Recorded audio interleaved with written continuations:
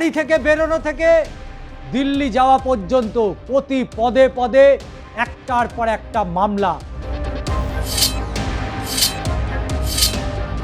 মমতা বন্দ্যোপাধ্যায় ভেবে উঠতে পারছে না ভাইপো অভিষেক বন্দ্যোপাধ্যায়কে কিভাবে রক্ষা করবে। অভিষেক বন্দ্যোপাধ্যায়ের জন্য পঙ্গু হয়ে গিয়েছিলেন তিনি। ডাইনামিক অভিষেক বন্দ্যোপাধ্যায় এখন যেন এক পথ ধরে এক সরণি ধরে চলছে, নাকি শেষমেশ অমিত শাহের পায়ে পড়ে যেতে হবে অভিষেক বন্দ্যোপাধ্যায়কে। নমস্কার, আমি ষষ্ঠী চট্টোপাধ্যায়। শুরু করছি দাদা দিদির রাজনীতি। যুবরাজের ভবিষ্যৎ কি, কোন পথে এগোবে তৃণমূলের যুবরাজ অভিষেক বন্দ্যোপাধ্যায়? একের পর এক সাঁড়াশি চাপ, আর সেই সাঁড়াশি চাপেই একেবারে লাইফস্টাইল যেন বদলে গিয়েছে তার। বাড়ি থেকে বেরোনো থেকে দিল্লি যাওয়া পর্যন্ত প্রতি পদে পদে একটার পর একটা মামলায় জর্জরিত অভিষেক বন্দ্যোপাধ্যায়। একদিকে বিধানসভার সইজাল, অন্যদিকে তার নিজের ঘর ডায়মন্ড হারবার, সেখানে এফআইআর। কিন্তু কি করবে অভিষেক বন্দ্যোপাধ্যায়? মমতা বন্দ্যোপাধ্যায় ভেবে উঠতে পারছে না ভাইপো অভিষেক বন্দ্যোপাধ্যায়কে কিভাবে রক্ষা করবে। এক সময় যে অভিষেক বন্দ্যোপাধ্যায় পুলিশকে দিয়ে খেলিয়েছিল, আজকে সেই পুলিশ অভিষেক বন্দ্যোপাধ্যায়ের পিছু ছাড়ছে না। আরও বিপাকে অভিষেক, কেন ডায়মন্ড হারবার থানায় এফআইআর দায়ের করা হয়েছে 2018 সালের মারধরের ঘটনার জেরে এই অভিযোগ। কারণ সেই সময় লোকসভা নির্বাচনে প্রার্থী হয়েছিলেন, সেই প্রার্থীকে ভয় দেখানো, মারধরের অভিযোগ, এবং সেই অভিযোগের ভিত্তিতেই দায়ের হয়ে গেল তৃণমূলের সর্বভারতীয় সাধারণ সম্পাদক অভিষেক বন্দ্যোপাধ্যায়ের বিরুদ্ধে। এবার তার বিরুদ্ধেই থানায় সরাসরি অভিযোগ দায়ের করলেন অভিজিৎ দাস ওরফে ববি। 2018 সালে মারধরের ঘটনার জেরে এই এফআইআর। তৃণমূলের জামানায় পুলিশকে জানিয়েও কোনো কাজ হয়নি। এবার কি সুবিচার মিলবে সেই সুবিচার? দীর্ঘদিন ধরে বিজেপি করে আসা ববি, দক্ষিণ 24 পরগনার রাজনীতিতে তিনি অত্যন্ত পরিচিত মুখ। গত লোকসভা নির্বাচনেও অভিষেক বন্দ্যোপাধ্যায়ের বিরুদ্ধে ডায়মন্ড হারবার বিধানসভা আসনে প্রার্থী হয়েছিলেন তিনি। তবে যে ঘটনার ভিত্তিতে এই অভিযোগ, তা হচ্ছে 2018 সালে। কারণ অভিষেক বন্দ্যোপাধ্যায় তার আত্মসহায়কের পরিকল্পনায় 18 সালে ববির উপর হামলা চালানো হয়েছিল, এবং পরিকল্পিত হামলা, সেই ঘটনায় মারধরও করা হয়েছিল। ঘটনাস্থলে জ্ঞান হারিয়েছিলেন তিনি, কিন্তু উদ্ধার করতে এগোনে কেউ।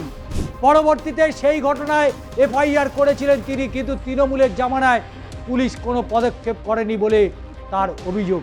ওদিকে মঙ্গলবার রাতে সেই ঘটনায় ফের পুলিশের দ্বারস্থ হয়েছে বিজেপি নেতা।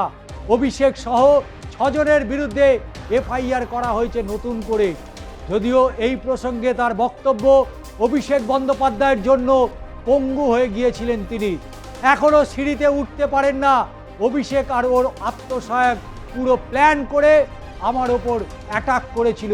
কিভাবে মেরেছিল সকলে জানে। তখন পুলিশকে জানিয়েও কোনো লাভ হয়নি, কারণ সেই পুলিশ ছিল তৃণমূলের অঙ্গুলি হিলনে চলতো। তৃণমূলে ক্ষমতাচ্যুত হতেই কার্যত ল্যাজে গোবরে অবস্থা অভিষেক বন্দ্যোপাধ্যায়। পুরনো দুর্নীতি মামলা তো রয়েছে, সেই সঙ্গে নতুন করে জুড়েছে সইজাল কাণ্ড। বারবার সিআইডি তলবে এড়িয়ে যাওয়ার বিপদ বাড়ছে অভিষেকের। এর পাশাপাশি ভোট প্রচারে অশান্তিতে উস্কানি দেওয়ার অভিযোগে কিছুদিন আগেই অভিষেকের বিরুদ্ধে এফআইআর হয়েছে নর্থ বেঙ্গলে। এবার নতুন করে জুড়ল আরও একটি এফআইআর। কিভাবে পরিত্রাণ পাবে? তাহলে কি এইবার গারদে ঢুকবে অভিষেক?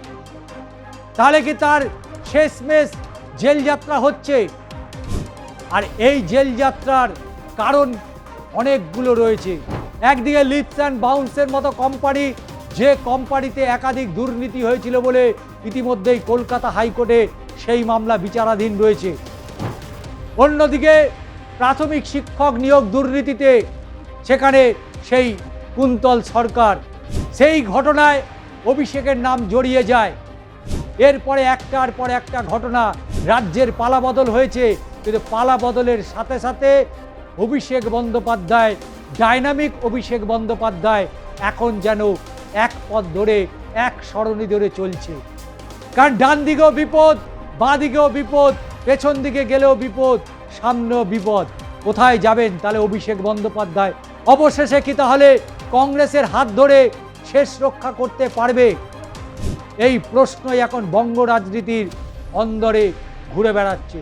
কারণ রাজ্যের পালাবদলের পর তাদের দলের যে বিধায়করা, সেই বিধায়করা বেঁকে বসে গিয়েছে এবং অভিষেক বন্দ্যোপাধ্যায় লোকসভার সাংসদ হওয়ার পরেও লোকসভার এই মুহূর্তে যা পরিস্থিতি, তাতে করে বেগতিক বুঝতে পারছে অভিষেক বন্দ্যোপাধ্যায়ের আগামী ভবিষ্যৎ কোন দিকে যাবে, কিভাবে সামাল দেবে, নাকি শেষমেশ অমিত শাহের পায়ে পড়ে যেতে হবে অভিষেক বন্দ্যোপাধ্যায়কে। তাছাড়া বিকল্প কোনো পথ এই মুহূর্তে দেখতে পাওয়া যাচ্ছে না। কারণ 4 তারিখে ডিজে বাজাবে বলেছিল, ওদিকে অমিত শাহ বলেছিলেন উল্টো ঝুলিয়ে দেওয়া হবে। তাই স্বাভাবিকভাবেই এবার কি তাহলে অভিষেককে উল্টো ঝুলতে হবে? আর সেখান থেকে বাঁচতেই শেষমেশ তাহলে কি শুভেন্দু অধিকারী নাকি অমিত শাহ, কাকে বেছে নেবে অভিষেক ব্যানার্জি? কারণ এই মুহূর্তে যা অবস্থা, শান্তিনিকেতন যায় অবস্থা। শান্তিনিকেতন এখন কোমায় চলে যাওয়ার মতো পরিস্থিতি তৈরি হয়েছে। কারণ হরিশ মুখার্জি রোডের সেই শান্তিনিকেতন আজকে যেন মনে হচ্ছে ইতিহাসের পাতায় রয়ে যাচ্ছে। শান্তিনিকেতন ঘিরে কলকাতা পুরসভার একদিকে নোটিশ, পুলিশের তলব, কলকাতা পুরসভার তলব, ওদিকে সিআইডি ভবানী ভবনের তলব, আবার ওইদিকে ডায়মন্ড হারবারেতে আবার নতুন করে এফআইআর। তাই আইনের জালে একেবারে জর্জরিত অভিষেক বন্দ্যোপাধ্যায়ের আগামী ভবিষ্যৎ কি? তাহলে রাজনীতি থেকে তিনি কি সন্ন্যাস নিয়ে নেবেন?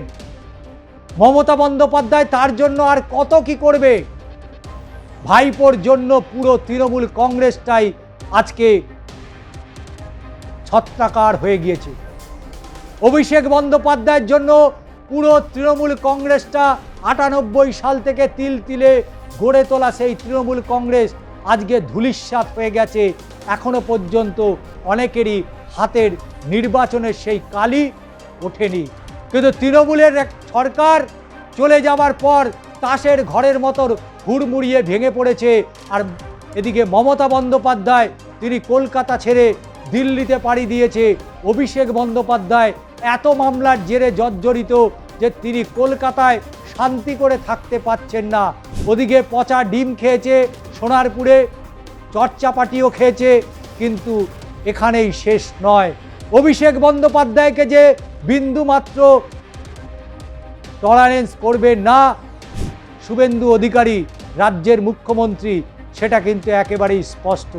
ভাইপোর জন্যই একদিন তৃণমূল কংগ্রেসকে ছাড়তে হয়েছিল বর্তমানে রাজ্যের মুখ্যমন্ত্রী শুভেন্দু অধিকারীকে।